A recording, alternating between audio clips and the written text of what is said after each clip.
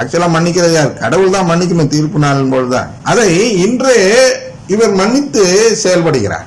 இதான் மீட்பின் தத்துவம். இதான் மீட்பில் நடக்கக்கூடிய செயல். என்னன்னா, தந்தையாகிய கடவுள் தான் மன்னிக்க வேண்டும் என்று வைத்துக் கொள்வோம். இல்லாட்டி யாருக்கு எதிராக நான் பாவம் செய்தனோ அந்த நபர் தான் என்னை மன்னிக்க வேண்டும். இவர் யார் குறுக்க மன்னிக்க? இதுதான் பெரிய கேள்வி, அநீதியின் கேள்வி.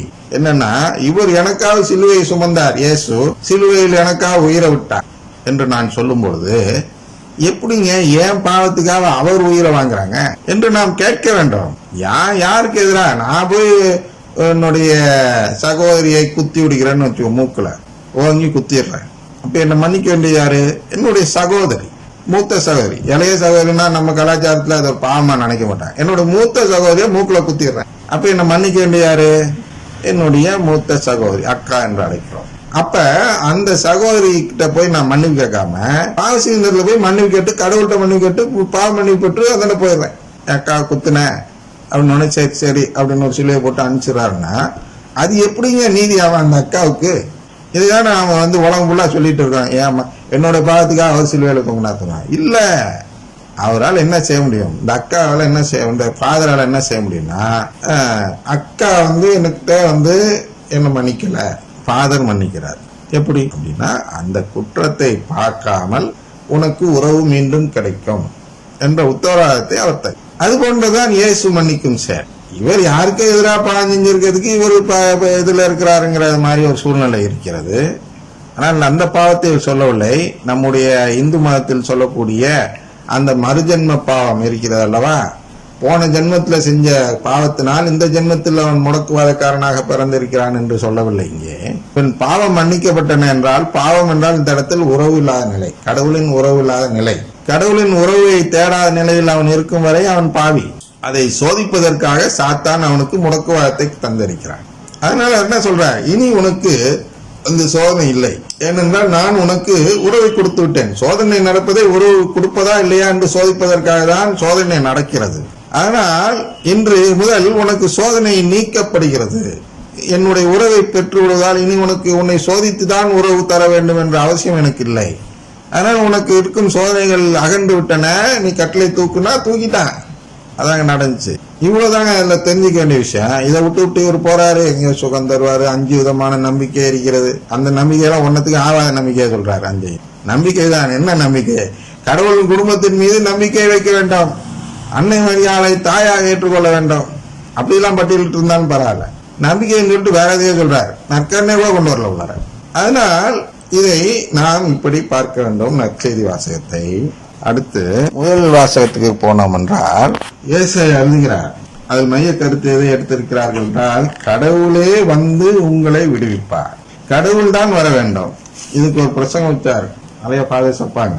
போட்ல போயிட்டு இருந்தார் அரசர் போட்ல போயிட்டு இருக்கும்போது, குடும்பத்தோடு போயிட்டு இருக்கும்போது அவருடைய குழந்தை விழுந்து விடுகிறது.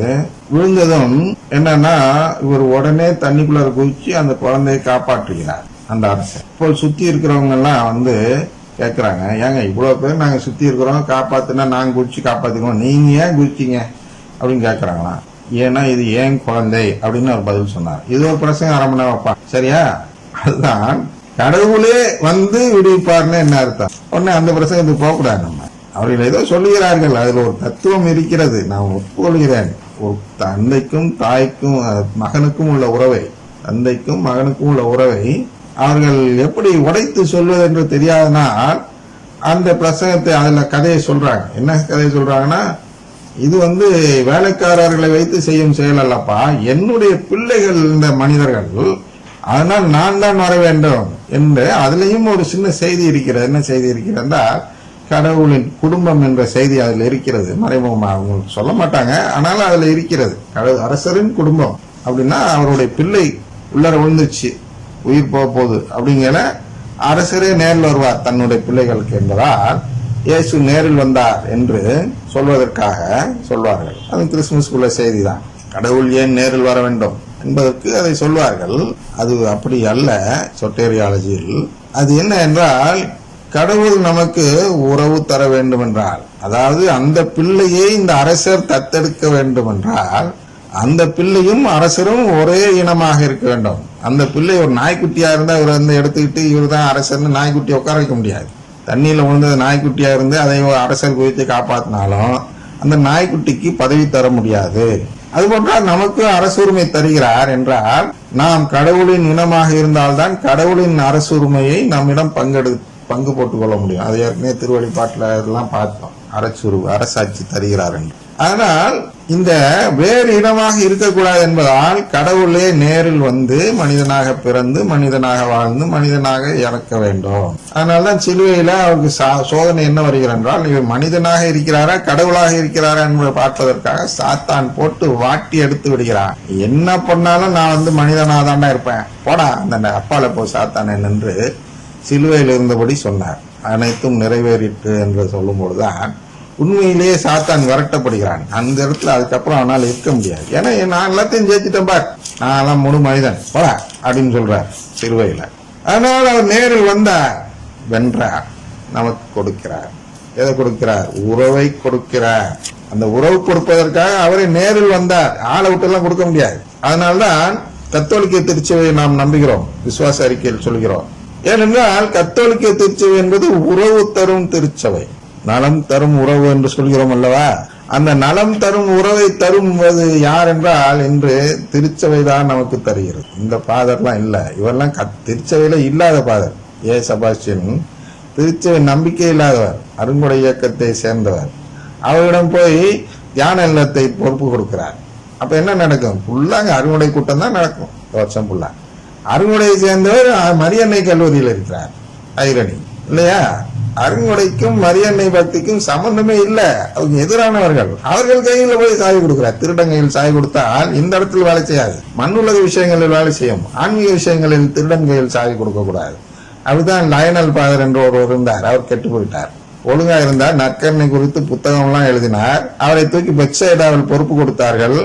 அதுக்கப்புறம் இன்று பெந்தோஸ்தாக மாறிவிட்டார். அவர் கூட நம்ம ஆயரை அழைத்து கொண்டு போய் ஆன்மசாவுக்கு அவரும் பங்கு எடுத்தார்.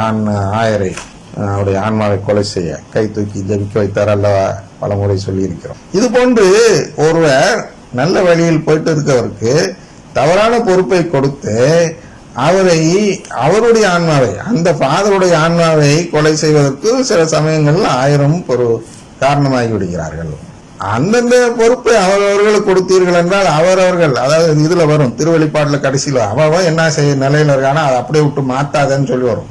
ஆமா, மேரியன் ஃபாதருக்கு மேரியன் இன்ஸ்டிடியூட்டை கொடுங்க, அருங்குடை ஃபாதருக்கு அருங்குடை மையம் அவர் கொடுத்தீங்க.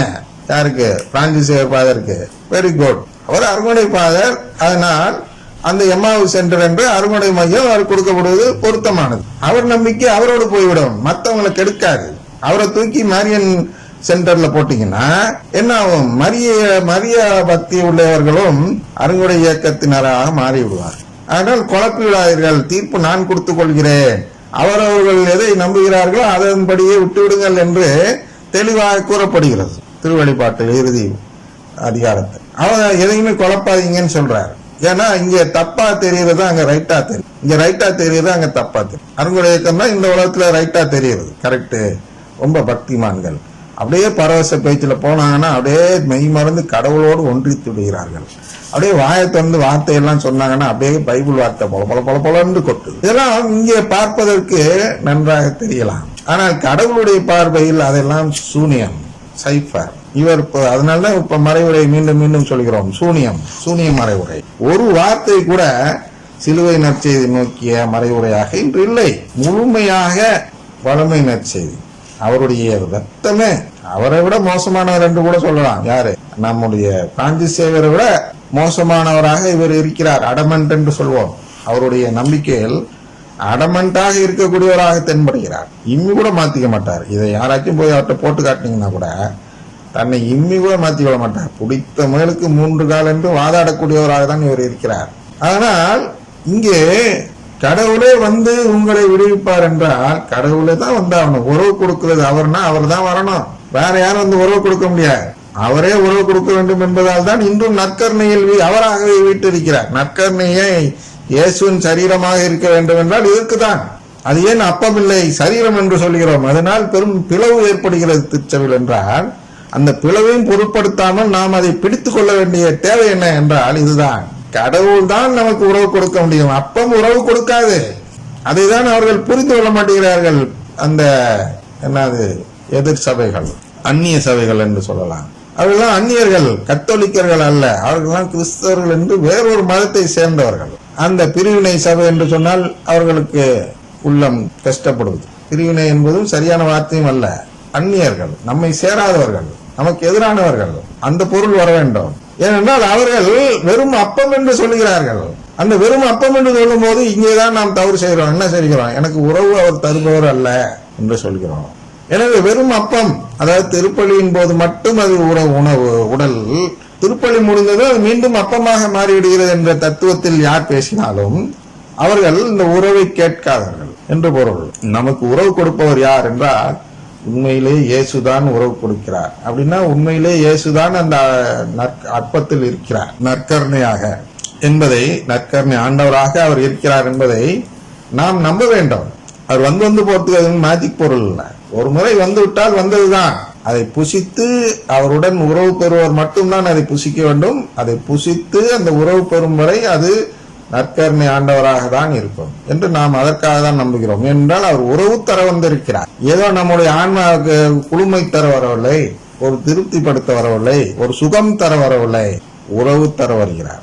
ஆனால் இந்த குரு வந்து சுகம் தர வருவது போன்று மறைவுரை கொடுத்து விட்டார். இதெல்லாம் தள்ளாத வயதுல வேளாங்கண்ணியில திருப்பலி வைக்கலன்னா யார் அழுதா? போய் ஓய்வு இல்லத்துல போய் அனுப்பி கொரோனா காலம் முடிஞ்சதும் வாங்கன்னு சொல்லி அனுப்பி வைங்க. முதல்ல அவர் உயிரை காப்பாற்ற பாருங்க. இவர் வந்து உறவு தருபவர் அவர் அல்ல என்று சொல்வது போல் பிரசங்கெல்லாம் வைத்தா வேஸ்ட். கத்தோலிக்க நேரத்தையும் கத்தோலிக்க பணத்தையும் வீணாக்குகிறீர்கள், வாய்ப்பையும். அதனால் இங்கே ரொம்ப நீழ்ந்து போறதுனால கொஞ்சம், அதாவது இது எல்லாமே வந்து சுருக்கமா சொல்லி விடுகிறேன். இது எல்லாமே உருவகங்கள்ங்க. இன்னைக்கு சொல்ற ஏசையா சொல்ற எல்லாமே உருவகம். ஒவ்வொரு உருவகத்துக்கும் 5 நிமிஷம் 10 நிமிஷம் ஆகும். பாருங்க, தலைப்புக்கே இவ்வளவு நேரம் ஆகிவிட்டது. இருந்தாலும் ஓரளவு வாசித்து என்று சொல்ல பார்க்கிறேன். முடியாவிட்டால் நிறுத்திக் கொள்கிறேன். பாலை நிலமும் பால்வெளியும் அகமகிழும். ஏங்க, பாலை நிலமும் பால்வெளியும் அகமணிந்து பாத்துட்டீங்களா? அவங்க சிரிக்கிறாங்களா அழுகுறாங்களா நமக்கு ஏதாவது தெரியுமா? அந்த நிலம் இல்ல, இதெல்லாம் வந்து உருவகம். அப்ப பாலை நிலம்னா பால்வெளினா இதை நம்ம சொன்னாதான் அகமகிழும் என்றால் என்ன என்று சொல்ல முடியும். பொட்டல் நிலம் அக்களிப்படைந்து லீலி போல் பூத்து குலுங்கும். சரியா? அது வளமாய் பூத்து குலுங்கி மகிழ்ந்து பாடி களிப்படையும். லெபனோனின் எழில் அதற்கு அளிக்கப்படும். கர்மேல் சாரோனின் மேன்மை அதில் ஒளிரும். இந்த கர்மேல் மடலாம் சொல்றோம்ல, அந்த கர்மேல் சாரோனின் மேன்மை அதில் ஒளிரும். ஆண்டவரின் மாட்சியையும் நம் கடவுளின் பெருமையும் அவர்கள் காண்பார்கள். அதனால இந்த பேராக்கு மொத்தமா எடுத்துங்க. பாலை நிலம், பால் வெளி, பொட்டல் நிலம், அப்புறம் லில்லி போல். அடுத்து இதெல்லாம் என்ன? அது பொட்டல் நிலம்லாம் இதெல்லாம் வெறுமை, ஒன்னும் இல்ல, வெத்து பயல்வோ அப்படின்னு இருக்கக்கூடிய நிலையில், அதாவது நம்ம எல்லாம் சொல்றாங்களே உருவழிப்பாடு செய்கிறவர்கள் என்று அந்த அந்நியர்கள், அந்நிய சபைகள் நம்மை பார்த்து சொல்கிறது அல்லவா, இவர்கள் எல்லாம் பாவம் செய்கிறவர்கள், இவர்கள்லாம் ஒண்ணும் இல்லை அப்படி இப்படின்ட்டு. இதெல்லாம் இதுல எல்லாம் நடக்காது. இது செழுமையற்ற நிலை, வளமையில்லா நிலை, இவர்கள் கடவுளின் ஆசி பெறாத நிலை அப்படின்னு யாரை பார்க்கிறார்களோ அவர்கள்தான் லீலி போல் பூத்து குலுங்குவார்கள்.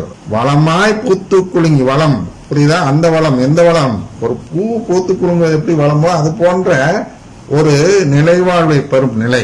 வளமாய் பூத்து குலுங்கி மகிழ்ந்து பாடி களிப்படை பாடுவது என்பதுதான் அந்த திருப்பலி என்று சொன்னேன். வழிபாடை பாடு என்று உருவகப்படுத்துவார். அப்போ களிப்படையும் லெபனோனின் எழில் அதற்கு அளிக்கப்படும். எழில் மிகுதான், அதுவும் அந்த உண்மையான எழில், இந்த மண்ணுலக எழில் அல்ல. பாலை நிலம் போல் மண்ணுலகில் தெரிய வருவது அங்கே விண்ணகத்தில் எழில் போன்று காட்சி. சரியா?